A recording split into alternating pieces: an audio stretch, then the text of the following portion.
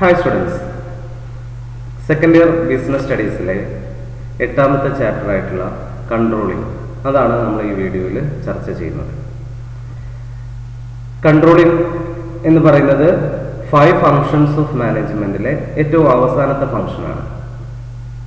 അപ്പോൾ എന്താണ് 5 ഫങ്ഷൻസ് എന്നൊന്ന് നമുക്ക് എന്ത് ചെയ്യാം, ഒന്ന് ഓടിച്ചു നോക്കാം. 5 functions of management starting with planning, then organizing, staffing, directing and controlling. Then what is planning? Planning means deciding in advance what is to be done in future. ഭാവിയിൽ ചെയ്യേണ്ട കാര്യങ്ങളെ മുൻകൂട്ടി തീരുമാനിക്കുന്ന പ്രക്രിയയാണ് ഇതെന്ന് പറയുന്നത് പ്ലാനിംഗ് എന്ന് പറയുന്നത്. അത് കഴിഞ്ഞാൽ organising. Organising means identification and grouping of activities in the organisation for achieving desired objectives. അത് നമുക്ക് അത്രയും ബ്രീഫായിട്ട് പറയാം. ഒരു സ്ഥാപനത്തിലെ ഒരു ഓർഗനൈസേഷനിലെ പ്രവർത്തനങ്ങളെ കണ്ടെത്തുകയും തരംതിരിക്കുകയും ഗ്രൂപ്പാക്കുകയും ഡിപ്പാർട്ട്മെന്റുകളാക്കുകയും അതിലൂടെ ഒരു ഓർഗനൈസേഷൻ സ്ട്രക്ചർ, ഒരു ഘടന രൂപീകരിക്കുകയും ചെയ്യുക എന്ന് വെച്ചാൽ bringing an organisation into reality, ഒരു സ്ഥാപനത്തെ റിയാലിറ്റിയിലേക്ക് കൊണ്ടുവരിക എന്നുള്ളതാണ് ഇതെന്ന് പറയുന്നത് ഓർഗനൈസിങ് എന്നുള്ള ഫംഗ്ഷൻ ചെയ്യുന്നത്. Then third function staffing. Staffing we can say that fixing right person on the right job. ഓർഗനൈസിംഗിലൂടെ ഉണ്ടാകുന്ന ഓരോ ജോബ് പൊസിഷൻസിലേക്ക് ക്വാളിഫൈഡ് ആയിട്ടുള്ള വ്യക്തികളെ അപ്പോയിന്റ് ചെയ്യുന്ന പ്രക്രിയയാണ് ഇതെന്ന് പറയുന്നത് സ്റ്റാഫിംഗ് എന്ന് പറയുന്ന function. Then directing. After appointing employees we can give orders and instructions to the employees for achieving desired result or predetermined result. നമ്മൾ മുൻകൂട്ടി നിശ്ചയിച്ച ലക്ഷ്യം നേടാൻ വേണ്ടിയിട്ട് എംപ്ലോയീസിനെ കൊണ്ട് ജോലി ചെയ്യിക്കാൻ അവർക്ക് ആജ്ഞകൾ നൽകുക എന്ന പ്രക്രിയയാണ് ഇതെന്ന് പറയുന്നത് ഡയറക്റ്റിംഗ് എന്ന് പറയുന്ന പ്രക്രിയ. അതിനുശേഷം വരുന്ന 5ാമത്തെ ഫംഗ്ഷനാണ് ഇതെന്ന് പറയുന്നത് കൺട്രോളിംഗ്, നിയന്ത്രണം, നിയന്ത്രിക്കൽ. ഇനി എന്താണ് കൺട്രോളിംഗ് എന്നുള്ളത് നമുക്ക് 1 by 1 ആയിട്ട് നോക്കാം. ഈ ചാപ്റ്ററിൽ നമ്മൾ ഇനി ചർച്ച ചെയ്യുന്നത് എന്തൊക്കെയാണ്? കൺട്രോളിംഗിന്റെ meaning of controlling, importance of controlling, limitations of controlling, relationship between planning and controlling process, techniques of managerial control. ഇത്രയാണ് നമ്മൾ എന്ത് ചെയ്യുന്നത് ഈ ചാപ്റ്ററിൽ ഡിസ്കസ് ചെയ്യുന്നത്. അപ്പം ഇനി 1 by 1 ആയിട്ട് നമുക്ക് എന്ത് ചെയ്യാം, ഓരോന്നായിട്ട് തുടങ്ങാം. ഫസ്റ്റ് നമുക്ക് പറയാനുള്ളത് എന്താണ് കൺട്രോളിംഗ്, ഒരു നിയന്ത്രിക്കൽ എന്ന് പറഞ്ഞാൽ എന്താണ്? ഇത് നിങ്ങൾക്ക് എല്ലാവർക്കും സുപരിചിതമായ വാക്കുകളാണ്. കാരണം നിങ്ങളുടെ ജീവിതത്തിൽ നിങ്ങൾ ഇത്രയും മുന്നോട്ട് എത്തിയിട്ടുണ്ടെങ്കിൽ അല്ലെങ്കിൽ നിങ്ങൾ ഇന്ന് ഈ അവസ്ഥയിൽ നിൽക്കുന്നത് പല നിയന്ത്രണങ്ങളിലൂടെ വന്നതാണ്. നിങ്ങൾ ആവശ്യമുള്ള സമയത്തെല്ലാം ചെറിയ പ്രായം തൊട്ട് അച്ഛനമ്മമാർ നിയന്ത്രിക്കും, പഠന സമയത്ത് അധ്യാപകർ നിങ്ങളെ നിയന്ത്രിക്കുന്നുണ്ടായിരിക്കും, ഒരു സമൂഹത്തിലാണെങ്കിൽ നിങ്ങളുടെ പ്രവർത്തനങ്ങളെ സമൂഹം നിയന്ത്രിക്കുന്നുണ്ടായിരിക്കും. അങ്ങനെ ഒരുപാട് നിയന്ത്രണങ്ങളിലൂടെ ഉരുത്തിരിഞ്ഞ അല്ലെങ്കിൽ എന്താ പറയുക ഫോം ചെയ്ത ഷെയ്പ്പ് ചെയ്ത ഓരോ വ്യക്തികളാണ് നാം എല്ലാവരും. അപ്പൊ എന്താണ് കൺട്രോളിംഗ്? അത് പിന്നെ എപ്പോഴാണ് നമുക്ക് കൺട്രോൾ ചെയ്യേണ്ടി വരിക? ഓരോ വ്യക്തിയും അവർ ചെയ്യുന്ന പ്രവർത്തനങ്ങൾ ഒരു സ്റ്റാൻഡേർഡ്, ഒരു ബേസ് അടിസ്ഥാനത്തിനപ്പുറത്തേക്ക് പോകുമ്പോഴാണ് നിയന്ത്രിക്കൽ അത്യാവശ്യമായി വരുന്നത്. അപ്പൊ അവിടെ നിങ്ങൾക്ക് എല്ലാവർക്കും അറിയാം ഒരു ബേസ് എന്ന് പറയുന്നത് ഉണ്ടായിരിക്കും. ഇപ്പൊ നിങ്ങൾ സൊസൈറ്റിയിൽ നമുക്കറിയാം നമുക്ക് എല്ലാവർക്കും സ്വാതന്ത്ര്യമുണ്ട്. പക്ഷേ നമുക്ക് എന്താ പറയാ ഇന്ത്യക്ക് സ്വാതന്ത്ര്യമുണ്ട്, ഞാൻ സ്വാതന്ത്ര്യമുള്ള ഒരു വ്യക്തിയാണെന്ന് കരുതി നമുക്ക് സമൂഹത്തിൽ എല്ലാം എന്ത് തോന്നിവാസവും അല്ലെങ്കിൽ അങ്ങനെ ആ തോന്നിവാസം എന്നുള്ള വാക്കം തന്നെ അവിടെ ഞാൻ ഉപയോഗിക്കേണ്ടായി. തോന്നിവാസം എന്നുള്ളതല്ല, നിങ്ങൾക്ക് എന്ത് തോന്നുന്നോ അതെല്ലാം പ്രവർത്തിക്കാൻ പറ്റില്ല. അങ്ങനെ പ്രവർത്തിക്കുമ്പോൾ അതിൽ പലതും മറ്റുള്ളവർക്ക് തോന്നിവാസമായി അല്ലെങ്കിൽ എന്താ പറയാ ചീത്ത പ്രവൃത്തിയായിട്ട് മാറാറുണ്ട്. അപ്പൊ എന്താ വെച്ചാൽ സമൂഹത്തിൽ നിലനിൽക്കുന്ന ചില റൂൾസ് ആൻഡ് റെഗുലേഷൻസ് ഉണ്ട്. അത് എക്സ്പ്രസ്ഡ് ആയിരിക്കാം, ഇംപ്ലൈഡ് ആയിരിക്കാം, ചിലത് നിയമത്താൽ ക്രിയേറ്റ് ചെയ്തത് തന്നെ ആയിരിക്കാം. ആ ഒരു ബേസ്, ആ ഒരു സ്റ്റാൻഡേർഡ് ഒരു വ്യക്തിക്ക് പ്രവർത്തിക്കാനുള്ള സ്റ്റാൻഡേർഡ് എന്താണെന്ന് സമൂഹം നിർവചിച്ചിട്ടുണ്ട്. ആ സ്റ്റാൻഡേർഡിന്റെ ബിയോണ്ട് അപ്പുറത്തോട്ട് പോകുമ്പോഴാണ് നിങ്ങൾ എന്ത് ചെയ്യേണ്ടി വരുന്നത്, നിങ്ങളെ സമൂഹം നിയന്ത്രിക്കേണ്ടി വരുന്നത്. ഒരു സ്കൂളിൽ ഒരു വിദ്യാർത്ഥി എങ്ങനെ പെരുമാറണം, എന്ത് ചെയ്യണം എന്നതിനെ കുറിച്ച് കൃത്യമായ ഒരു മാർഗനിർദ്ദേശം ഉണ്ടായിരിക്കും.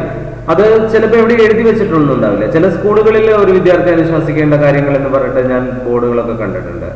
മറ്റേത് ഇംപ്ലൈഡ് ആയിട്ട് കുറെ കാലങ്ങളെ കൊണ്ട് ഉരുത്തിരിഞ്ഞു വന്ന കാര്യങ്ങൾ, അത് അസംബ്ലിയിലും മറ്റേ ഓരോ സമയത്ത് നിങ്ങൾക്ക് അതാത് ഇൻസ്ട്രക്ഷൻസ് തരും. അപ്പൊ അങ്ങനെ ഒരു ഇൻസ്ട്രക്ഷൻ, അത് എന്തെങ്കിലും ചെയ്യരുത് എന്ന് പറഞ്ഞിട്ടുണ്ടെങ്കിൽ അതൊരു ബേസാണ്, ഒരു സ്റ്റാൻഡേർഡാണ്. നിങ്ങൾ അതിന്റെ പുറത്തേക്ക് എന്തെങ്കിലും ചെയ്യാൻ ശ്രമിക്കുമ്പോൾ നിങ്ങളെ കൺട്രോൾ ചെയ്യേണ്ടി വരുന്നു. ഒരു ക്ലാസ് റൂമിനകത്തായാലും ഒരു വിദ്യാർത്ഥി എങ്ങനെ പെരുമാറണം, അതിനൊരു സ്റ്റാൻഡേർഡ് ഉണ്ട്. ആ സ്റ്റാൻഡേർഡ് അപ്പുറം നിങ്ങൾ പോകുമ്പോൾ നിങ്ങളുടെ മേൽ എന്ത് വരുന്നു, നിയന്ത്രണം ഏർപ്പെടുത്തേണ്ടി വരുന്നു. വീട്ടില് നിങ്ങൾ എന്ത് ചെയ്യുന്നു, എങ്ങനെ പെരുമാറണം, അല്ലെങ്കിൽ ഒരു കുട്ടി എങ്ങനെ ആയിരിക്കണം എന്ന് അച്ഛനമ്മമാർക്ക് ചില സ്റ്റാൻഡേർഡ് ഉണ്ടായിരിക്കും. അതിന്റെ അപ്പുറത്തേക്ക് നിങ്ങൾ വൈകി വരികയോ അല്ലെങ്കിൽ രാവിലെ നേരത്തെ എണീക്കാതിരിക്കുകയോ പഠിക്കാതിരിക്കുകയോ, ഈ പഠിക്കുക അല്ലെങ്കിൽ ഇത്ര മണിക്ക് എണീക്കുക, ഇത്ര മണിക്ക് തിരിച്ച് വീട്ടിലെത്തുക തുടങ്ങിയ കാര്യങ്ങളൊക്കെയാണ് അവിടുത്തെ സ്റ്റാൻഡേർഡ്. ആ സ്റ്റാൻഡേർഡിന്റെ അപ്പുറത്തേക്ക് നിങ്ങൾ പോകുമ്പോൾ എന്ത് സംഭവിക്കുന്നു, അവിടെ രക്ഷിതാക്കളിൽ നിന്ന് രക്ഷിതാക്കൾക്ക് നിയന്ത്രണം ഏർപ്പെടുത്തേണ്ടി വരുന്നു. അതാണ് എന്തെന്ന് പറയുന്നത്, യഥാർത്ഥത്തിൽ കൺട്രോളിങ് എന്ന് പറയുന്നത്. ഒരു സ്ഥാപനം അങ്ങനെയാണ്. ഒരു മാനുഫാക്ചറിങ് കൺസേൺ ആണെങ്കിൽ ആ സ്ഥാപനത്തില് ഓരോ എംപ്ലോയീസും എന്തൊക്കെ പ്രവർത്തനങ്ങൾ എങ്ങനെയൊക്കെ ചെയ്യണം, എപ്പോൾ തുടങ്ങി എപ്പോൾ അവസാനിക്കണം, ആ പ്രവർത്തനങ്ങളിൽ അവർ അച്ചീവ് ചെയ്യേണ്ട ഔട്ട്പുട്ട് എന്ത് എന്നതെല്ലാം എന്ത് ചെയ്തിട്ടുണ്ടായിരിക്കും, കൃത്യമായി സൂപ്പർവൈസേഴ്സ് സ്റ്റാൻഡേർഡ് ഫിക്സ് ചെയ്ത് വെച്ചിട്ടുണ്ടായിരിക്കും. അവർ ആക്ച്വലായിട്ട് വർക്ക് ചെയ്യുന്ന സമയത്ത് ആ സ്റ്റാൻഡേർഡിലേക്ക് അവരുടെ പ്രവർത്തനം ക്വാളിറ്റിയിലായാലും ശരി ക്വാണ്ടിറ്റിയിലായാലും ശരി എത്തുന്നുണ്ടോ എന്ന് നോക്കും ഈ സൂപ്പർവൈസേഴ്സ്. നിർദ്ദേശം കൊടുക്കുക, ഡയറക്റ്റിംഗ് എന്നുള്ള ഫംഗ്ഷനിൽ അവർക്ക് വർക്ക് ചെയ്യാനുള്ള നിർദ്ദേശം കൊടുക്കും. എന്നിട്ട് പിന്നെ ഡയറക്ഷൻ കഴിഞ്ഞു കഴിഞ്ഞാൽ പിന്നെ സൂപ്പർവൈസേഴ്സ് ഏത് പ്രോസസ്സിലൂടെ ആയിരിക്കും പോയിക്കൊണ്ടുണ്ടായിരിക്കുക, കൺട്രോളിങ്ങിലൂടെ ആയിരിക്കും പോയിക്കൊണ്ടിരിക്കുക. കൺട്രോളിങ്ങിൽ എന്താ അവർ ചെയ്യുന്നത് വെച്ചാൽ കൃത്യമായിട്ട് ജോലിക്കാരുടെ ജോലികളെ ഒബ്സർവ് ചെയ്യുന്നു. അവർ ഓരോരുത്തരും എന്ത് ചെയ്യണം എന്നുള്ളൊരു സ്റ്റാൻഡേർഡ് അവരുടെ കയ്യിലുണ്ടായിരിക്കും, അവർക്ക് മുൻകൂട്ടി അറിയാം. എപ്പോഴെങ്കിലും ഏതെങ്കിലും ഒരു എംപ്ലോയിയുടെ പ്രവർത്തനം ഈ പറയുന്ന അടിസ്ഥാനം സ്റ്റാൻഡേർഡിന്റെ അപ്പുറത്തേക്ക് പോകുന്നു എന്ന് തോന്നുമ്പോൾ അവരെ തിരിച്ച് നിയന്ത്രിച്ച് ആ റിയാലിറ്റിയിലേക്ക് അല്ലെങ്കിൽ കറക്റ്റ് ആയിട്ടുള്ള പ്രൊസീജിയറിലേക്ക് അവരെ തിരിച്ചു കൊണ്ടുവരിക എന്നുള്ള പ്രോസസ്സാണ് എന്തെന്ന് പറയുന്നത്, കൺട്രോളിങ് എന്ന് പറയുന്നത്. നിങ്ങൾക്ക് ഏതാണ്ട് അർത്ഥം മനസ്സിലായിട്ടുണ്ടെന്ന് തോന്നുന്നു. എന്ന് വെച്ചാൽ അത് എംപ്ലോയീസിന് മാത്രമല്ല, ടോട്ടൽ ഒരു സ്ഥാപനത്തിന്റെ മുഴുവൻ പ്രവർത്തനങ്ങളും, ആ മുഴുവൻ പ്രവർത്തനങ്ങൾക്കും കൃത്യമായ ഒരു സ്റ്റാൻഡേർഡ് ഉണ്ടായിരിക്കും. എന്തൊക്കെ ചെയ്യണം എങ്ങനെയൊക്കെ ചെയ്യണം എന്ന് മുൻകൂട്ടി തീരുമാനിച്ചിട്ടുണ്ടായിരിക്കും. അപ്പോൾ ഒന്ന് ആലോചിച്ച് നോക്കൂ, ഈ എന്തൊക്കെ ചെയ്യണം എങ്ങനെയൊക്കെ ചെയ്യണം എന്ന് മുൻകൂട്ടി തീരുമാനിക്കുക, ഇത് നമ്മൾ എവിടെയോ കേട്ടിട്ടുണ്ട്. Yes, that is planning. അതിനെയാണ് എന്തെന്ന് പറയാ, പ്ലാനിങ് എന്ന് പറയാം. അപ്പൊ ചുരുക്കി പറഞ്ഞു കഴിഞ്ഞാൽ കൺട്രോളിങ് എന്ന് പറഞ്ഞാൽ എന്താണ്, പ്ലാനിങ് പ്രകാരമാണ് എല്ലാ കാര്യങ്ങളും നടക്കുന്നത് എന്ന് ഉറപ്പുവരുത്തുന്ന പ്രോസസ്സാണ് കൺട്രോളിങ് എന്ന് പറയുന്നത്. അപ്പൊ കൺട്രോളിങ്ങിലെ സ്റ്റാൻഡേർഡ് ആയിട്ട് നിൽക്കുന്നത് എന്താണ്, പ്ലാനിങ് ആണ്. ദാറ്റ് ഈസ് അപ്പൊ തന്നെ അവിടെ എക്സ്പ്ലനേഷൻ ക്ലിയർ ആയി. What is controlling? Controlling is the process of looking back or looking all the activities are going on as per plan. എല്ലാ പ്രവർത്തനങ്ങളും പ്ലാൻ പ്രകാരം തന്നെയാണ് നടക്കുന്നത് എന്ന് ഉറപ്പുവരുത്തുന്ന പ്രോസസ്സിനെയാണ് എന്തെന്ന് പറയുന്നത്, കൺട്രോളിങ് എന്ന് പറയുന്നത്. നമ്മൾ മുൻകൂട്ടി നിശ്ചയിച്ച കാര്യങ്ങളെല്ലാം കറക്റ്റായിട്ട് നടക്കുന്നു. അത് നോക്കിയിട്ട് എവിടെയെങ്കിലും ഡീവിയേഷൻ കാണുകയാണെങ്കിൽ കറക്റ്റീവ് ആക്ഷൻ എടുക്കുക, അതിന് കറക്റ്റായ രീതിയിലേക്ക് മാറ്റിയെടുക്കുക. ആ പ്രോസസ്സാണ് ഏതെന്ന് പറയുന്നത്, കൺട്രോളിങ് എന്ന് പറയുന്നത്. അപ്പൊ നോക്കൂ, controlling means ensuring that activities in an organization are performed as per the plan.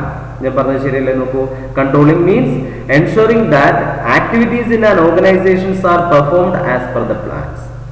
It finds out how far actual performance deviates from standards, analyze the causes of such deviations and attempts to take corrective action based on the same. നോക്കൂ, controlling means ensuring that activities in an organization are performed as per the plan. ensuring ഉറപ്പുവരുത്തുക, activities in an organisation, ഒരു സ്ഥാപനങ്ങളുടെ മുഴുവൻ പ്രവർത്തനങ്ങളും എങ്ങനെ performed as per the plan, മുൻകൂട്ടി തയ്യാറാക്കിയ plan പ്രകാരം തന്നെയാണ് എല്ലാം പെർഫോം ചെയ്യുന്നത് എന്ന് ഉറപ്പുവരുത്തുന്ന പ്രോസസ്സ് പ്രക്രിയയാണ് എന്തെന്ന് പറയുന്നത്, കൺട്രോളിംഗ് എന്ന് പറയുക. അവിടെ എന്ത് ചെയ്യുന്നു? It find out how far actual performance deviate from standard. നമ്മൾ മുൻകൂട്ടി നിശ്ചയിച്ച സ്റ്റാൻഡേർഡിൽ നിന്ന് ആക്ച്വൽ പെർഫോമൻസ് ഡീവിയേറ്റ് ചെയ്തിട്ടുണ്ടോ, വ്യത്യാസത്തിലേക്ക് അകന്നു പോകുന്നുണ്ടോ എന്ന് നോക്കലാണ് അവിടെ ചെയ്യുന്നത്. അനലൈസ്. ഇനി അങ്ങനെ അകന്നു പോകുന്നുണ്ടെങ്കിൽ, എന്ന് വെച്ചാൽ പ്ലാൻ പ്രകാരം എല്ലാ കാര്യങ്ങളും നടക്കുന്നുണ്ടെങ്കിൽ, അല്ലെങ്കിൽ മുൻകൂട്ടി നിശ്ചയിച്ച കാര്യമല്ല പോലെയല്ല പ്രവർത്തിക്കുന്നുണ്ടെങ്കിൽ, analyse the causes of such deviation, ആ വ്യത്യാസത്തിനുള്ള കാരണം എന്ത് എന്ന് കണ്ടെത്തുകയും and attempts to take corrective action, അതിൽ നിന്ന് തിരിച്ച് പ്ലാനിലേക്ക് വരാനുള്ള കറക്റ്റീവ് ആക്ഷൻ എടുക്കുകയും ചെയ്യുക എന്നതാണ് എന്തെന്ന് പറയുന്നത്, കൺട്രോളിംഗ് എന്ന് പറയുന്നത്. ചുരുക്കി പറഞ്ഞാൽ ഒരു കുട്ടി ക്ലാസ് റൂമിൽ എങ്ങനെ ബിഹേവ് ചെയ്യണം, അല്ലെങ്കിൽ എന്തൊക്കെ ചെയ്യണം, എന്തൊക്കെ ചെയ്യാൻ പാടില്ല എന്നുള്ള ഒരു പ്ലാൻ ഉണ്ടെങ്കിൽ, ഏതെങ്കിലും എല്ലാ കുട്ടികളും അങ്ങനെ തന്നെയാണ് പോകുന്നത് എന്ന് ഉറപ്പുവരുത്തുക. ആരെങ്കിലും അതിൽ നിന്ന് വ്യത്യാസപ്പെട്ടു പോകുന്നുണ്ടെങ്കിൽ അവരെ തിരിച്ച് ആ നല്ല കുട്ടിയായിട്ട് മാറ്റിയെടുക്കുക അതാണ് സിമ്പിൾ ആയിട്ട് ഒരു കൺട്രോളിങ് ഒരു സ്റ്റുഡന്റിന് മനസ്സിലാക്കാൻ. ഒരു സ്ഥാപനത്തിലാണെങ്കിൽ ടോപ്പ് മാനേജ്മെന്റ് തൊട്ട് ലോവർ ലെവൽ എംപ്ലോയീസ് വരെ അവരുടെ ഓരോരുത്തരുടെയും പ്രവർത്തനത്തിന് കൃത്യമായ സ്റ്റാൻഡേർഡ് നിർണ്ണയിച്ചിട്ടുണ്ടായിരിക്കും. എല്ലാവരും ആ സ്റ്റാൻഡേർഡ്, ആ ലക്ഷ്യത്തിലേക്ക് തന്നെയാണ് പ്രവർത്തിക്കുന്നത് എന്ന് ഉറപ്പുവരുത്തുക. എവിടെയെങ്കിലും ഡീവിയേഷൻ കണ്ടെത്തുകയാണെങ്കിൽ ആ ഡീവിയേഷനെ കറക്റ്റ് ചെയ്യുക എന്നുള്ളതാണ് കൺട്രോളിംഗ് എന്ന് പറയുന്നത്. അപ്പോ കൺട്രോളിംഗ് എന്താണെന്ന് നിങ്ങൾക്ക് മനസ്സിലായിട്ടുണ്ട്. ഇനി ഈ കൺട്രോളിംഗിന്റെ പ്രാധാന്യം എന്ത് എന്നാണ് നമ്മൾ എന്ത് ചെയ്യുന്നത് പറയാൻ പോകുന്നത്. ഒരു സ്ഥാപനത്തിലെ കൺട്രോളിംഗിന്റെ പ്രാധാന്യം എന്ത്? അവിടെ വേറെ ഒന്നും ചിന്തിക്കേണ്ട ആവശ്യമില്ല. സ്ഥാപനത്തിലെ കൺട്രോളിങ്ങിന്റെ പ്രാധാന്യം എന്ത്?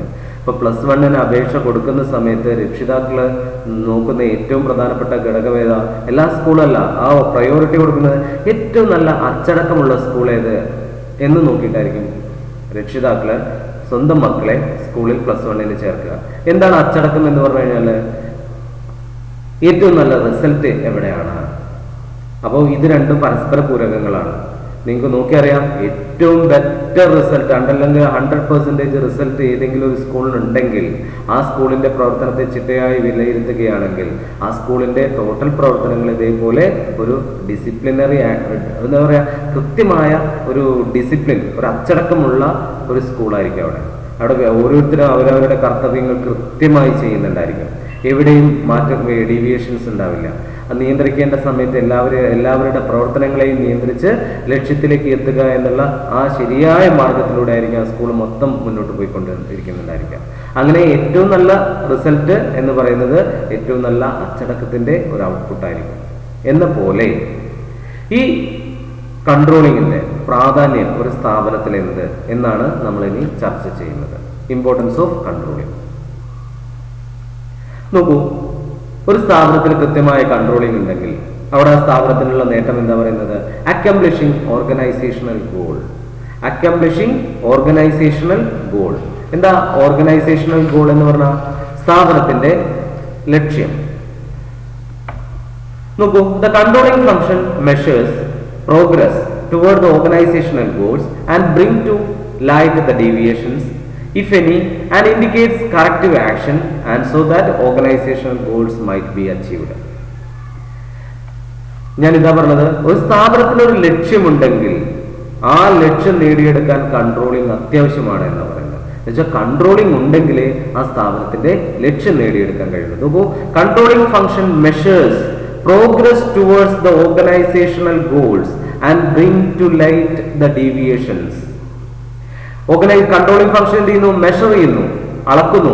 പ്രോഗ്രസ് എന്താണ്? ആ പ്രവർത്തനങ്ങളുടെ പ്രോഗ്രസ് എന്ന് പറയുന്നത് ആ മുന്നോട്ടുള്ള പോക്ക്. ടുവേർഡ്സ് ദ ഓർഗനൈസേഷണൽ ഗോൾ, സ്ഥാപനത്തിന്റെ ലക്ഷ്യത്തിലേക്കുള്ള ആ പ്രവർത്തനങ്ങളെ അളക്കുന്നു controlling. And bring the light the deviations. എന്തെങ്കിലും മാറ്റങ്ങൾ ഉണ്ടാവുകയാണെങ്കിൽ ആ ഡീവിയേഷൻസ് കണ്ടെത്താൻ സഹായിക്കുന്നു. ഇഫ് എനി, ആ ഡീവിയേഷൻ ഉണ്ടെങ്കിൽ, ആൻഡ് ഇൻഡിക്കേറ്റ് കറക്റ്റീവ് ആക്ഷൻ, ആ ഡീവിയേഷനെ മാറ്റി കറക്റ്റീവ് ആക്ഷനിലേക്ക് എത്തിക്കാനും എന്ത് ചെയ്യുന്നു? കൺട്രോളിംഗ് സഹായിക്കുന്നു. ആൻഡ് സോ ദാറ്റ്, അതിലൂടെ എന്ത് ചെയ്യുന്നു? Organisational goals might be achieved. Organisation goal എന്ത് ചെയ്യുന്നു?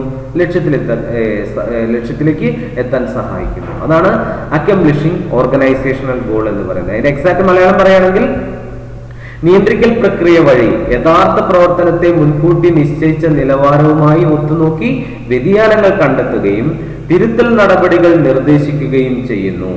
അത് സ്ഥാപനത്തെ ശരിയായ ദിശയിലേക്ക് നയിക്കുകയും സംഘടനയുടെ ലക്ഷ്യങ്ങൾ നേടിയെടുക്കാൻ സഹായിക്കുകയും ചെയ്യുന്നു. അപ്പോ കൺട്രോളിംഗ് എന്ത് ചെയ്യുന്നു? സ്ഥാപനത്തിന്റെ ലക്ഷ്യം നേടിയെടുക്കാൻ സഹായിക്കുന്നു. കൃത്യമായ കൺട്രോളിംഗ് ഉണ്ടെങ്കിൽ മുൻകൂട്ടി നിശ്ചയിച്ച ലക്ഷ്യത്തിലേക്ക് യാതൊരു ഡീവിയേഷനും ഇല്ലാതെ നമുക്ക് ചെന്നെത്താൻ കഴിയും. എന്തെങ്കിലും ഡീവിയേഷൻ ഉണ്ടെങ്കിൽ അത് മാറ്റിയെടുക്കാനും കഴിയും എന്നുള്ളതാണ് എന്തെന്ന് പറയുന്നത് കൺട്രോളിംഗിന്റെ ഏറ്റവും important first and foremost importance പറയുന്നത്.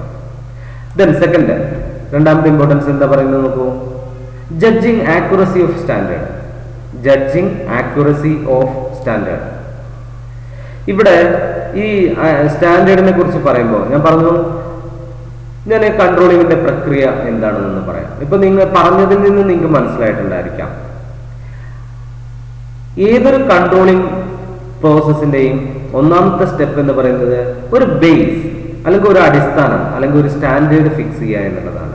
ഒരു എംപ്ലോയിക്ക് ഒരു ജോലി നമ്മൾ അസൈൻ ചെയ്ത് കൊടുക്കുമ്പോൾ നമ്മൾക്ക് കൃത്യമായിട്ട് മുൻ ധാരണ ഉണ്ടായിരിക്കണം. ഒരു എംപ്ലോയി ഒരു ദിവസം എത്രമാത്രം യൂണിറ്റ് പ്രൊഡ്യൂസ് ചെയ്യും, അല്ലെങ്കിൽ എത്രമാത്രം അയാൾക്ക് ജോലി ചെയ്യാൻ കഴിയും എന്നൊരു ധാരണ നമുക്ക് മുൻകൂട്ടി ഉണ്ടായിരിക്കണം. ആ ധാരണയാണ് എന്ന് പറയുന്നത് സ്റ്റാൻഡേർഡ് എന്ന് പറയാം. അത് വെറുതെ ഒരു ഗസ് ഒന്നും ആയിരിക്കില്ല, ശരിക്കും സിസ്റ്റമാറ്റിക് ആയിട്ട് പഠിച്ച് വർക്കൗട്ട് ചെയ്ത് നമ്മൾ കണ്ടെത്തുന്നതാണ് എന്ന് പറയുന്നത് സ്റ്റാൻഡേർഡ് എന്ന് പറയുന്നത്. ആ സ്റ്റാൻഡേർഡ് എന്ന് പറയുന്നത് പ്ലാൻ ആണ്. യഥാർത്ഥത്തിൽ നമ്മൾ പ്രിപ്പയർ ചെയ്ത വെച്ചാൽ പ്ലാൻ ആണ്.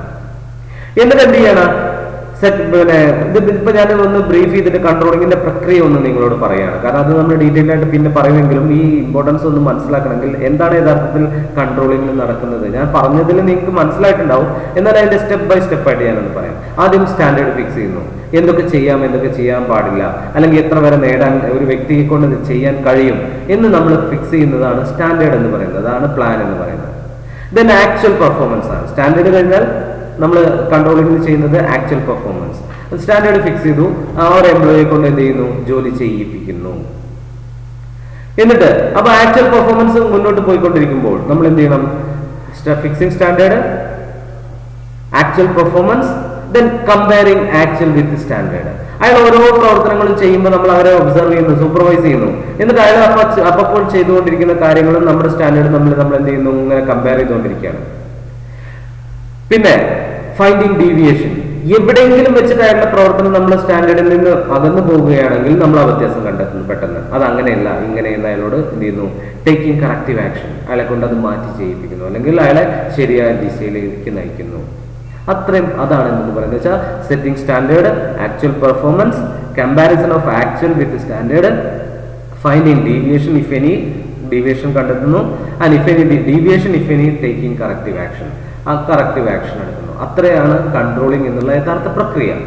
അപ്പൊ അതില് ആ പ്രക്രിയ നിങ്ങളുടെ ഓർമ്മയിൽ ഉണ്ടായിരിക്കണം. ഒരു എക്സാമ്പിൾ പറയുകയാണെങ്കിൽ കുറേ കാര്യങ്ങൾ നമുക്ക് എന്ത് ചെയ്യാം.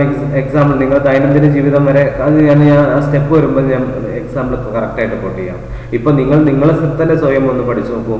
നിങ്ങൾക്കൊക്കെ എപ്പോ എവിടെയൊക്കെ വെച്ച് നിങ്ങളെ നിയന്ത്രിക്കേണ്ടി വന്നിട്ടുണ്ട് എന്നൊന്നും പഠിക്കാം.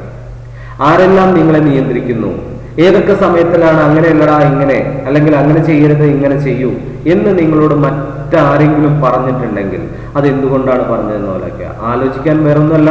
നിങ്ങൾ എപ്പോഴെങ്കിലും ലിമിറ്റ് ക്രോസ് ചെയ്തിട്ടുണ്ടായിരിക്കാം. ആ ലിമിറ്റ് എന്ന് പറയുന്നതാണ് ബേസ്. അത് ക്രോസ് ചെയ്യുമ്പോഴാണ് നിങ്ങൾക്ക് നിങ്ങളുടെ മേലെന്ത് വരുന്നത്, നിയന്ത്രണം ഏർപ്പെടുത്തേണ്ടി വരുന്നത്. അപ്പോൾ ആ നിങ്ങളുടെ പ്രവർത്തനത്തെ ഒബ്സർവ് ചെയ്യുന്നുണ്ടായിരിക്കാം ആരെങ്കിലും. നിങ്ങൾ ആ ലിമിറ്റിന്റെ ഉള്ളിലാണെങ്കിൽ നിങ്ങൾക്ക് വലിയ പ്രശ്നങ്ങളൊന്നും ഉണ്ടാവില്ല. ലിമിറ്റ് ക്രോസ് ചെയ്യപ്പെടുമ്പോൾ അവിടെ കമ്പയർ ചെയ്യപ്പെടുന്നു ആക്ച്വലും സ്റ്റാൻഡേർഡും. ഡീവിയേഷൻ കണ്ടെത്തുന്നു, അയാൾ നിങ്ങൾ എന്ത് ചെയ്യുന്നു, ടേക്കിംഗ് കറക്റ്റീവ് ആക്ഷനിലേക്ക് കൊണ്ടുവരുന്നു. അത് ലൈഫിലാവാം, സ്കൂളിലാവാം, സൊസൈറ്റിയിലാവാം, എവിടെയാവാം. അപ്പൊ ആ പ്രോസസ്സാണ് കൺട്രോളിങ്. നമുക്കത് ഓർഗനൈസേഷണൽ കോണ്ടെക്സ്റ്റിലേക്ക്, എംപ്ലോയീസിലേക്ക്, ആ എംപ്ലോയീസിന്റെ പ്രവർത്തനങ്ങളെ കൃത്യമായിട്ട് കൊണ്ടെത്തിക്കാൻ സൂപ്പർവൈസേഴ്സ് എന്ത് ചെയ്യുന്നു, അതാണ് കൺട്രോളിങ് എന്ന് പറയുന്നത്. ഇനി അതിന്റെ രണ്ടാമത്തെ ഇമ്പോർട്ടൻസ് പറയുന്നു ജഡ്ജിങ് ആക്യുറസി ഓഫ് സ്റ്റാൻഡേർഡ്. അപ്പൊ ഇതിലെ കൺട്രോളിങ്ങിലെ ഏറ്റവും പ്രധാനപ്പെട്ട ഒരു കാര്യം സ്റ്റാൻഡേർഡ് ആണ്. ഈ സ്റ്റാൻഡേർഡിലേക്ക് നോക്കിയിട്ടാണ് കൺട്രോൾ ചെയ്യപ്പെടുന്നത്. പക്ഷെ ഈ സ്റ്റാൻഡേർഡ് എങ്ങാനും തെറ്റിപ്പോയാലോ കൺട്രോളിങ് മൊത്തം തെറ്റിയിട്ടുണ്ടായിരിക്കും. ഒരു വ്യക്തിയെ കൊണ്ട് ചെയ്യാൻ കൃത്യമായിട്ട് കഴിയുന്ന കാര്യങ്ങളെ സ്റ്റാൻഡേർഡ് ആയിട്ട് ആദ്യം ഫിക്സ് ചെയ്യാവുള്ളൂ. അപ്പൊ നോക്കൂ, an efficient control system keep A careful check on the changes taking place in the organization and in the environment and help to review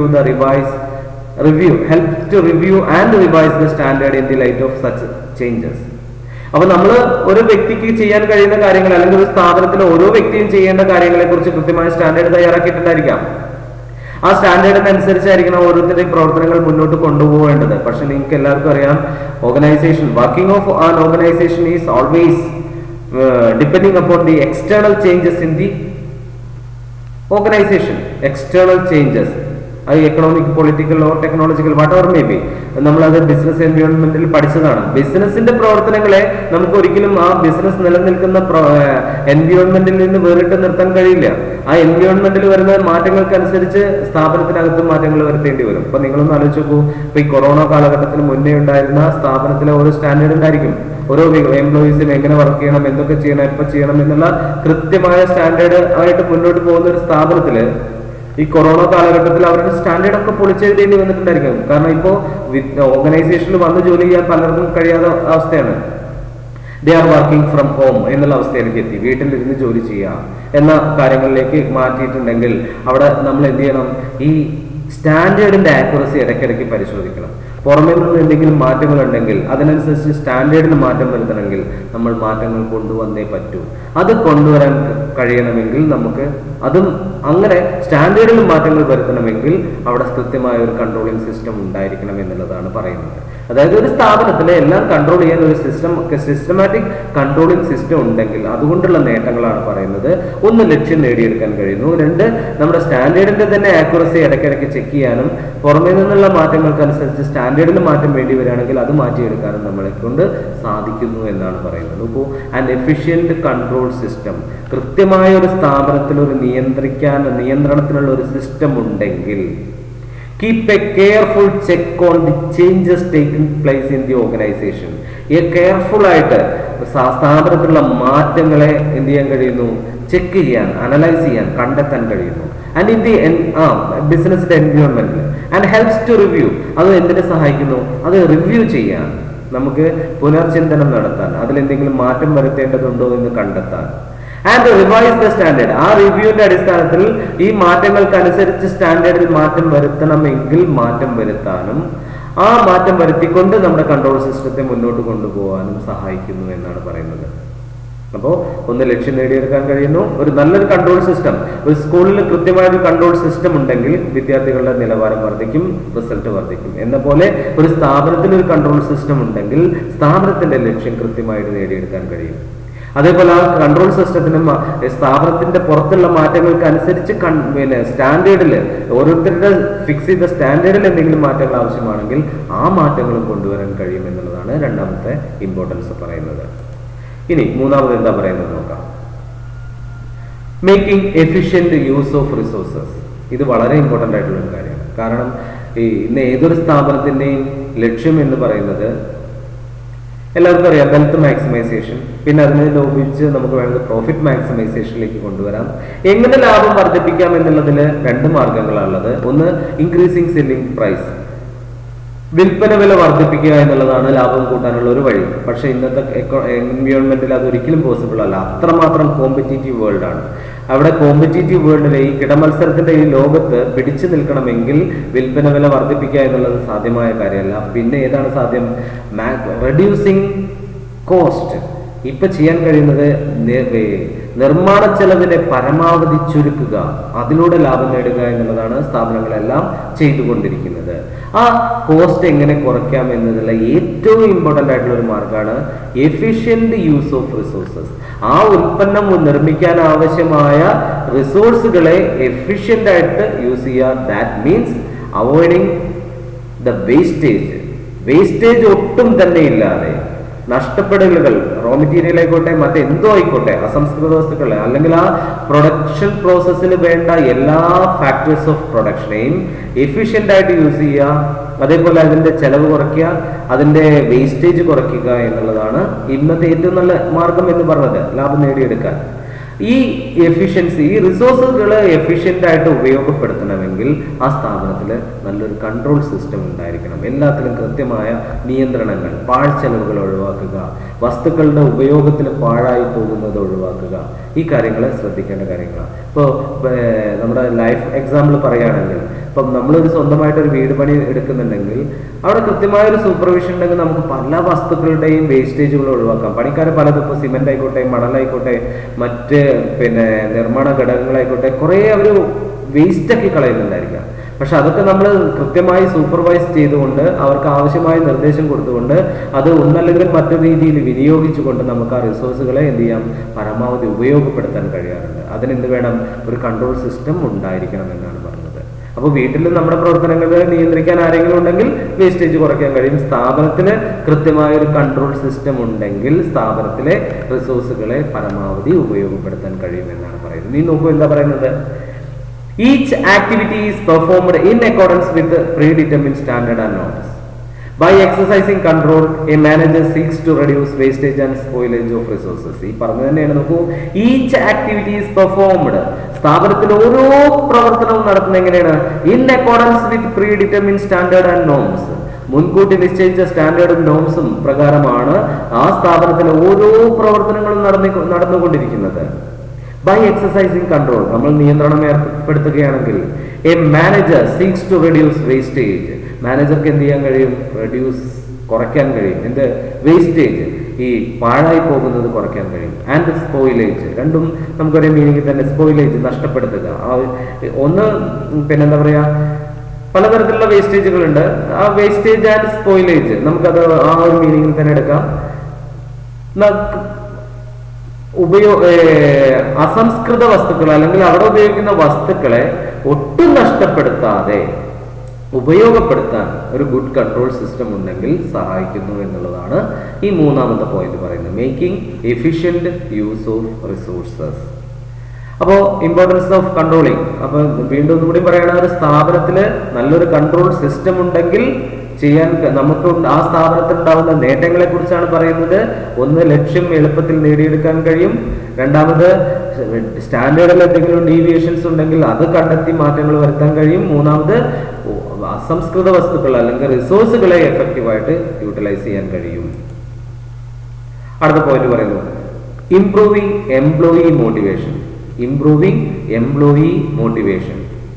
employee motivation എന്ന് ഒന്ന് വെച്ച് കഴിഞ്ഞാല്, അപ്പോൾ ആ ഒരു കൺട്രോൾ സിസ്റ്റം, കൃത്യമായ ഒരു കൺട്രോളിംഗ് സിസ്റ്റം ഒരു സ്ഥാപനത്തിലുണ്ടെങ്കിൽ എംപ്ലോയീസ് എല്ലാം അതിനെക്കുറിച്ച് ഒരു അവയർനെസ് ഉണ്ടായിരിക്കും. അവരെന്തായിരിക്കും ചിന്തിക്കുന്നുണ്ടായിരിക്കുക? ഞങ്ങളുടെ പ്രവർത്തനങ്ങളെല്ലാം സൂക്ഷ്മമായി മോണിറ്റർ ചെയ്യപ്പെടുന്നുണ്ട്. CCTV ഉണ്ടായിരിക്കാം, അല്ലെങ്കിൽ ഡയറക്റ്റ് സൂപ്പർവൈസേഴ്സ് ഉണ്ടായിരിക്കാം. ഇതിലൂടെ എല്ലാം ഞങ്ങൾ മോണിറ്റർ ചെയ്യപ്പെടുന്നു. ഓരോ എംപ്ലോയിക്കും അവരവരുടെ സ്റ്റാൻഡേർഡിനെ കുറിച്ച് ധാരണ ഉണ്ടായിരിക്കും. ഞാൻ എന്ത് ചെയ്യണം, എനിക്ക് ഒരു ദിവസം എന്താണ് എന്റെ ജോബ് എന്നതിനെ കുറിച്ച് എംപ്ലോയിക്കും ധാരണയുണ്ടായിരിക്കും. അപ്പോ ആ സ്റ്റാൻഡേർഡ് ഓരോരുത്തർക്കും അവരവരുടെ സ്റ്റാൻഡേർഡിനെ കുറിച്ച് ധാരണയുണ്ടെങ്കിൽ അവർ തീർച്ചയായിട്ടും എന്തിനു ശ്രമിച്ചുകൊണ്ടിരിക്കും. അത് ആ സ്റ്റാൻഡേർഡിൽ അവരുടെ പ്രവർത്തനത്തിൽ എവിടെയെങ്കിലും കുറവ് വന്നാൽ അത് അവരെ ബാധിക്കും എന്നുള്ള ഒരു ബോധ്യം അവർക്കുണ്ടെങ്കിൽ അവരെല്ലാവരും ഓൾവേസ് മോട്ടിവേറ്റഡ് ആയിരിക്കും. അവരുടെ ആ ടാർഗറ്റ് അച്ചീവ് ചെയ്യാൻ വേണ്ടി അവരതിനു വേണ്ടി പരമാവധി ശ്രമിക്കും. അതാണ് ഇംപ്രൂവിംഗ് എംപ്ലോയി മോട്ടിവേഷൻ എന്നുള്ളത് ഉദ്ദേശിക്കുന്നത്. നോക്കൂ, employees know well in advance what they are expected to do and what are the standard of performance on the base of which they will be appraised. It does motivate them and help them to give better performance. നോക്കൂ, employees know well in advance. Employees എല്ലാവർക്കും മുൻകൂട്ടി അറിയാൻ അവർക്ക് കഴിയും, അല്ലെങ്കിൽ എല്ലാ എംപ്ലോയീസും മുൻകൂട്ടി മനസ്സിലാക്കിയിട്ടുണ്ട് എന്ത്? What they are expected to do. അവരിൽ നിന്ന് അവർ ചെയ്യേണ്ട പ്രവർത്തനം, അല്ലെങ്കിൽ അവർ എന്തൊക്കെ പ്രവർത്തനങ്ങളാണ് ചെയ്യേണ്ടത് എന്നുള്ള, അല്ലെങ്കിൽ മാനേജ്മെന്റ് അവരിൽ നിശ്ചയിച്ചിട്ടുള്ള പ്രവർത്തനങ്ങൾ എന്തൊക്കെയെന്ന് എംപ്ലോയീസിന് കൃത്യമായിട്ട് അറിയാം. And what are the standard of performance on the basis of which they will be appraised. ഏത് സ്റ്റാൻഡേർഡ്, അവരുടെ പ്രവർത്തനം ഏത് നിലവാരത്തിലേക്ക് എത്തിയാലാണ് മാനേജ്മെന്റിൽ നിന്ന് അവരെ അപ്രൈസ് ചെയ്യപ്പെടുക, അല്ലെങ്കിൽ അവരെ എന്ത് പറയാ, അവർ ഗുഡ് എന്നുള്ള ആ ഒരു റിപ്ലൈ മാനേജ്മെന്റിൽ നിന്ന് കിട്ടുക ഏത് ടാർഗറ്റിലേക്ക് എത്തിക്കഴിയുമ്പോഴാണ് എന്നുള്ളത് അവർക്ക് തന്നെ അറിയാം. എന്ന് വെച്ചാൽ അവർ പ്രവർത്തിക്കേണ്ട സ്റ്റാൻഡേർഡ് ഓരോന്നും കൃത്യമായിട്ട് അവർക്ക് അറിയാം. അതിന്റെ താഴെയാണെങ്കിൽ അവർ കറക്റ്റ് ചെയ്യപ്പെടും, മുകളിലാണെങ്കിൽ അവർക്ക് എന്ത് കിട്ടും? അപ്രീസിയേഷൻ കിട്ടും. ഇത് അവർക്ക് കൃത്യമായിട്ട് അറിയാൻ കഴിയും. ദസ് അതെന്ത് ചെയ്യുന്നു? മോട്ടിവേറ്റ് ദം, അവരെ മോട്ടിവേറ്റ് ചെയ്യുന്നു, അവരെ പ്രചോദിപ്പിക്കുന്നു. Help them to give better performance, നല്ല പെർഫോമൻസ്, ആ ടാർഗറ്റ് അച്ചീവ് ചെയ്യാനുള്ള ബെറ്റർ പെർഫോമൻസിലേക്കുള്ള ഒരു ഇന്നർ ഏർജ് അവരുടെ ഉള്ളിൽ ഉണ്ടാവുകയും അവർ മോട്ടിവേറ്റഡ് ആവുകയും അവർ ഓരോരുത്തരും അവരവരുടെ എന്ത് ചെയ്യുന്നു? സ്റ്റാൻഡേർഡിലേക്ക് എത്തുന്നു. കറക്റ്റീവ് ആക്ഷന്റെ ആവശ്യം വരുമ്പോൾ അവിടെ സൂപ്പർവൈസേഴ്സ് അവരെ കറക്റ്റ് ചെയ്ത് റൈറ്റിലേക്ക് കൊണ്ടുവരുമ്പോൾ അവരെന്തായിരിക്കും? ഓട്ടോമാറ്റിക്കലായിട്ട് എന്താകുന്നു?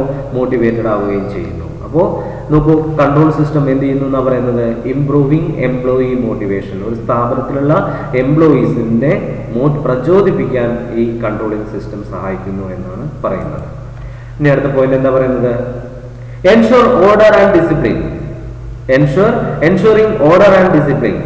ഇപ്പോ ചില വ്യക്തികളുണ്ട്, അവർക്ക് അവരുടെ സ്റ്റാൻഡേർഡ് മുൻകൂട്ടി അറിയാമെങ്കിൽ കൂടി അവരാ എന്ത് ചെയ്യാൻ അവര് മനഃപൂർവ്വം ചിലപ്പോൾ ആ സ്റ്റാൻഡിലേക്ക് എത്താതിരിക്കാൻ ശ്രമിക്കുകയോ അല്ലെങ്കിൽ ഏതെങ്കിലും റിസോഴ്സ് വേസ്റ്റ് ആക്കുകയോ അല്ലെങ്കിൽ ഇൻഡിസിപ്ലിൻ ആവുകയോ ചെയ്താൽ ആ സമയത്ത് സൂപ്പർവൈസേഴ്സ് ഇടപെട്ടുകൊണ്ട് അവിടെ എന്ത് ഉറപ്പുവരുത്തുന്നു? ഓർഡർ ആൻഡ് ഡിസിപ്ലിൻ അവര് ഉറപ്പുവരുത്തുന്നു. ഇപ്പോൾ ഒരു സ്കൂളിലാണെങ്കിൽ ഒരു ഡിസിപ്ലിൻ കമ്മിറ്റി ഉണ്ടായിരിക്കും. നിങ്ങളുടെ പാരന്റ്സ് അടക്കം ഉൾപ്പെട്ടിട്ടുള്ള, അധ്യാപകർ ഉൾപ്പെട്ടിട്ടുള്ള, സ്റ്റുഡൻസ് ലീഡേഴ്സ് ഉൾപ്പെട്ടിട്ടുള്ള ഒരു ഡിസിപ്ലിൻ ടീം തന്നെ ഉണ്ടായിരിക്കും. ഏതെങ്കിലും ഒരു വിദ്യാർത്ഥി, ഈ എല്ലാ വിദ്യാർത്ഥികൾക്കും ഒരു സ്കൂളിൽ ചെയ്യേണ്ടതും ചെയ്യാൻ പാടില്ലാത്തതുമായിട്ടുള്ള കാര്യങ്ങളെ കുറിച്ച് ധാരണയുണ്ടായിരിക്കും. എന്നാലും ചില ആളുകൾ എന്ത് ചെയ്യും? അതൊക്കെ വയലേറ്റ് ചെയ്യാൻ ശ്രമിക്കും. അങ്ങനെ വയലേറ്റ് ചെയ്യാൻ ശ്രമിക്കുമ്പോൾ നമ്മൾ അവരെ മോട്ടിവേറ്റ് ചെയ്തിട്ട് നല്ല നടപ്പിലേക്ക് കൊണ്ടുവരാൻ ശ്രമിക്കും. എന്നിട്ടും അവർ വീണ്ടും ചെയ്യുകയാണെങ്കിൽ നമ്മൾ എന്ത് ചെയ്യും? സ്ട്രിക്റ്റ് ആയിട്ടുള്ള ഓർഡർ, ഡിസിപ്ലിൻ അത് നമ്മൾ കൊണ്ടുവരാൻ അവിടെ ശ്രമിക്കും. അതാണ് അടുത്തത് പറയുന്നത്. നോക്കൂ, controlling creates an atmosphere of order and discipline in the organisation. It helps to minimise dishonest behaviour of the part of the employees by keeping a close check on their activities. അപ്പൊ ആരെങ്കിലും dishonest, സത്യസന്ധമല്ലാത്ത ഏതെങ്കിലും എംപ്ലോയിയുടെ ഭാഗത്ത് നിന്ന് പെരുമാറ്റം ഉണ്ടാവുകയാണെങ്കിൽ കൃത്യമായ ഒരു controlling system ആ സ്ഥാപനത്തിലുണ്ടെങ്കിൽ അത് പെട്ടെന്ന് തന്നെ കണ്ടെത്തി അവരുടെ ഓർഡറും ഡിസിപ്ലിനും സ്ഥാപിക്കാൻ ആ സ്ഥാപനത്തിന് സഹായിക്കുന്നു എന്ന് പറയുന്നു. അപ്പോൾ കൺട്രോളിംഗ് ക്രിയേറ്റ്സ് ആൻ അറ്റ്മോസ്ഫിയർ, ഒരു അന്തരീക്ഷം ഉണ്ടാക്കുന്നു. എന്താണ്? Of order and discipline in the organisation. സ്ഥാപനത്തിന് ഒരു അച്ചടക്കവും ഒരു കൃത്യമായ അടുക്കും ചിട്ടയും കൊണ്ടുവരുവാൻ കൺട്രോളിംഗ് എന്നുള്ള ആ കൺട്രോളിംഗ് സിസ്റ്റം സഹായിക്കുന്നു. ഇറ്റ് ഹെൽപ്സ് ടു മിനിമൈസ്, അത് എന്ത് ചെയ്യുന്നു? മിനിമൈസ് ചെയ്യാൻ സഹായിക്കുന്നു, കുറയ്ക്കാൻ സഹായിക്കുന്നു. എന്താ കുറയ്ക്കാൻ സഹായിക്കുന്നത്? ഡിസോണസ്റ്റ് ബിഹേവിയർ, ആ സത്യസന്ധമല്ലാത്ത പെരുമാറ്റം ആരുടെ? On the part of employees, ജോലിക്കാരുടെ. ഇനി അതെങ്ങനെയാണ്? By keeping a close check on their activities. ഓരോരുത്തരുടെയും പ്രവർത്തനങ്ങളെ സസൂക്ഷ്മം വിലയിരുത്തുന്നതിലൂടെ ഈ കൺട്രോൾ സിസ്റ്റം ഓരോരുത്തരുടെയും പ്രവർത്തനങ്ങളെ വിലയിരുത്തിക്കൊണ്ടിരിക്കുകയാണ്. ആ വിലയിരുത്തലിലൂടെ ഏതെങ്കിലും എംപ്ലോയീസിന്റെ സത്യസന്ധമല്ലാത്ത ഏതെങ്കിലും പ്രവർത്തനങ്ങൾ കണ്ടെത്തുകയാണെങ്കിൽ അത് പെട്ടെന്ന് പോയിന്റ് ഔട്ട് ചെയ്യുകയും അത് കറക്റ്റീവ് ആക്ഷൻ എടുക്കുകയും അതിലൂടെ അച്ചടക്കം സ്ഥാപനത്തിൽ കൊണ്ടുവരാൻ ഈ കൺട്രോൾ സിസ്റ്റത്തിന് കഴിയുന്നു എന്നാണ് പറയുന്നത്. അപ്പോൾ എൻഷുർ ഓർഡർ ആൻഡ് ഡിസിപ്ലിൻ. നിങ്ങൾക്കിത് മനസ്സിലായിട്ടുണ്ടെന്ന് ഞാൻ വിചാരിക്കുന്നു. ഇനി അടുത്ത പോയിന്റ് എന്താണെന്ന് പറയുന്നത് നോക്കാം. Facilitating coordination in action. അപ്പൊ ആലോചിച്ച് നോക്കുക, ഇത്രയും പറഞ്ഞ കാര്യങ്ങളിലൂടെ തന്നെ നമുക്ക് ഈ പോയിന്റ് ക്ലിയർ ആണ്. ഒരു സ്ഥാപനത്തിന്റെ എല്ലാ പ്രവർത്തനങ്ങളെയും ഏകോപിപ്പിക്കാൻ ഈ കൺട്രോളിംഗ് സിസ്റ്റം സഹായിക്കുന്നു എന്നാണ് പറയുന്നത്. എല്ലാവരുടെ പ്രവർത്തനങ്ങളെയും മോണിറ്റർ ചെയ്തുകൊണ്ടിരിക്കുകയാണ്. എല്ലാവരുടെ പ്രവർത്തനങ്ങൾക്കും പ്ലാനിങ്ങിന്റെ അടിസ്ഥാനത്തിൽ ഒരു സ്റ്റാൻഡേർഡ് ഫിക്സ് ചെയ്തിട്ടുണ്ടെങ്കിൽ ആ സ്റ്റാൻഡേർഡ് പ്രകാരം എല്ലാവരും പ്രവർത്തിക്കുന്നു എന്ന് കൺട്രോളിംഗ് സിസ്റ്റം ഉറപ്പുവരുത്തുകയാണെങ്കിൽ തീർച്ചയായിട്ടും അവിടെ എന്ത് സംഭവിച്ചിരിക്കും? കൃത്യമായ ഒരു കോർഡിനേഷൻ ഉണ്ടായിരിക്കും എന്ന് പറയുന്നു. അപ്പോൾ controlling provides direction to all activities and efforts for achieving organizational goal. Each department and employees is governed by predetermined standards. This ensures that overall organizational objectives are accomplished. Okay? Controlling provides direction to all activities and efforts for achieving organizational goal. Controlling എന്ത് ചെയ്യുന്നു എന്ന് പറയുന്നത്? Provide direction, ഒരു direction, എന്താ പറയാ, ഒരു നമുക്കൊരു വഴികാട്ടി. ടു ഓൾ ആക്ടിവിറ്റീസ്, എല്ലാ പ്രവർത്തനങ്ങൾക്കും കൃത്യമായൊരു മാർഗനിർദ്ദേശം ഈ കൺട്രോളിംഗ് ഈ സിസ്റ്റം തരുന്നു. And effort for achieving organisation goal, അതിലൂടെ സ്ഥാപനത്തിന്റെ ലക്ഷ്യം നേടിയെടുക്കാറ്. Each department and employees governed by predetermined standard. ഞാൻ പറഞ്ഞു, ഓരോ ഡിപ്പാർട്ട്മെന്റ്, ഓരോ എംപ്ലോയി എങ്ങനെയാണ്? അവരുടെ പ്രവർത്തനങ്ങൾ പ്രീ ഡിറ്റർമിൻഡ് ആണ്, അവരുടെ സ്റ്റാൻഡേർഡ് പ്രീ ഡിറ്റർമിൻഡ് ആണ്. അതിനനുസരിച്ചാണ് അവരെല്ലാവരും പ്രവർത്തിച്ചുകൊണ്ടിരിക്കുന്നത്. ദിസ് എൻഷുർ, ഇതിലൂടെ എന്ത് ചെയ്യാൻ കഴിയുന്നു? ഉറപ്പുവരുത്താൻ കഴിയുന്നു that overall organisational objectives R accomplished. ഇതിലൂടെ സ്ഥാപനത്തിന്റെ ടോട്ടൽ ലക്ഷ്യത്തിലേക്ക് എത്താൻ സഹായിക്കുകയും സ്ഥാപനത്തിൽ മൊത്തത്തിൽ ഒരു കോർഡിനേഷൻ ഉണ്ടാക്കിയെടുക്കാൻ കഴിയുകയും ചെയ്യുന്നു എന്നാണ് പറയുന്നത്. അപ്പോൾ കൺട്രോളിംഗ് സിസ്റ്റം സ്ഥാപനത്തിന്റെ മുഴുവൻ പ്രവർത്തനങ്ങളെ ഏകോപിപ്പിച്ച് ലക്ഷ്യം നേടാൻ സഹായിക്കുന്നു. അതാണ് ആറാമത്തെ പോയിന്റ് പറഞ്ഞത്. അപ്പോൾ ഇമ്പോർട്ടൻസ് ഓഫ് കൺട്രോളിംഗ്. ഇനി നമുക്ക് പറയാനുള്ളത് ലിമിറ്റേഷൻസ് ഓഫ് കൺട്രോളിങ്ങിനെ കുറിച്ചാണ്. നമുക്കത് എന്ത് ചെയ്യാം? അത് മറ്റൊരു വീഡിയോ ആയിട്ട് ചെയ്യാം. അപ്പോൾ ഇപ്പോൾ പറഞ്ഞ കാര്യങ്ങളൊന്ന് ഓർമ്മിച്ച് വെക്കുക. എന്താണ് കൺട്രോളിംഗ് എന്ന് ഞാൻ പറഞ്ഞു. കൺട്രോളിംഗ് എന്ന് പറഞ്ഞു കഴിഞ്ഞാൽ മുൻകൂട്ടി നിശ്ചയിച്ച ഒരു സ്റ്റാൻഡേർഡ് പ്രകാരം പ്രവർത്തനങ്ങളെല്ലാം കറക്റ്റ് ആണെന്ന് നോക്കുകയും പിന്നെ ഏതെങ്കിലും തരത്തിലുള്ള ഡീവിയേഷൻസ് കണ്ടെത്തുകയാണെങ്കിൽ അത് കറക്റ്റ് ചെയ്ത് ശരിയായ ആക്ഷനിലേക്ക് എത്തി ലക്ഷ്യം നേടിയെടുക്കുക എന്നുള്ള പ്രക്രിയയാണ് കൺട്രോളിങ്. എന്ന് വെച്ചാൽ looking that all the activities are going on as per plan. നമ്മൾ മുൻകൂട്ടി പ്ലാൻ ചെയ്ത പ്രകാരമാണ് എല്ലാ കാര്യങ്ങളും മുന്നോട്ട് പോയിക്കൊണ്ടിരിക്കുന്നത് എന്ന് ഉറപ്പുവരുത്തുന്ന പ്രക്രിയയാണ് എന്ന് പറയുന്നത് കൺട്രോളിങ് എന്ന് പറയുന്നത്.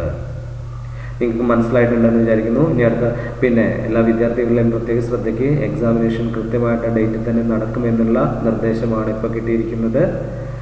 നിങ്ങൾക്ക് അതിൻ്റെ ഇടയ്ക്ക് റെഗുലർ ക്ലാസ് ഉണ്ടായിരിക്കുമോ എന്നുള്ളതിനെ കുറിച്ച് പോലും ഇപ്പോഴും തീരുമാനങ്ങളൊന്നും ആയിട്ടില്ല. അപ്പോൾ അതുകൊണ്ട് നിങ്ങൾ നിങ്ങളുടെ ഡ്യൂട്ടി കൃത്യമായിട്ട് ചെയ്യുക, ക്ലാസ്സുകൾ കാണുക, നോട്ട്സ് എഴുതുക, അത് സമയത്ത് സബ്മിറ്റ് ചെയ്യുക, പഠിക്കാനുള്ളത് പഠിക്കുക, എക്സാമിന് ശരിയായ രീതിയിൽ എന്ത് ചെയ്യുക, പിന്നെ ശരിയായ രൂപത്തിൽ എക്സാം അറ്റൻഡ് ചെയ്യുക, മാക്സിമം സ്കോർ ചെയ്യുക. Okay, thank you.